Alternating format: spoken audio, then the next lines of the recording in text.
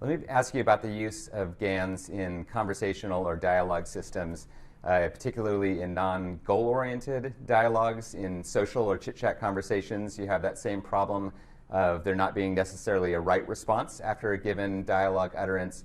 Are you working on, or can you tell us about any applications of GANs in that area, where you're essentially predicting a plausible future state? Yeah, this area is actually very challenging for GANs because words and letters used by a chatbot are discrete. They're categorical variables. You either output the word hello or the word goodbye, but you can't really find a word in between hello and goodbye.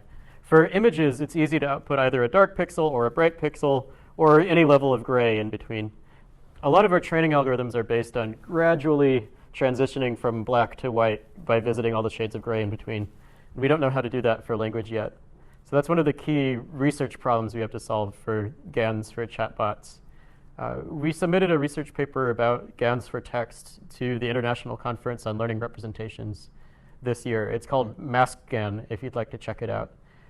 Give us the highlight of that. Yeah, so the basic idea is we found that if you use GANs to generate text, it's able to produce sentences that are more grammatical than other machine learning models. A lot of machine learning models do all these probability calculations where they say, how likely is it that a human would say exactly the sentence that you generated? And they try to make that probability higher.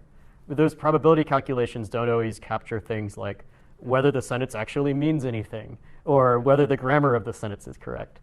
With GANs, you train a discriminator to throw out fake sentences, and it can learn to catch all kinds of common mistakes that a machine learning model might generate and throw them out. So you can train it to reject ungrammatical sentences. You can throw it to reject sentences that don't actually mean anything. You can imagine a lot of these data sets are based on the Wall Street Journal, so you get a lot of sentences about stock markets and so on. If you had a sentence like, the stock market was acquired, that's grammatical. You have subject, verb, adjective at the end, but it doesn't make any sense. You can't acquire the whole stock market. A GAN discriminator could learn that acquired doesn't really go very well with stock market back at the sentence at the start of the sentence, and could throw that out. And those kinds of constraints added by the discriminator help to get more meaningful sentences.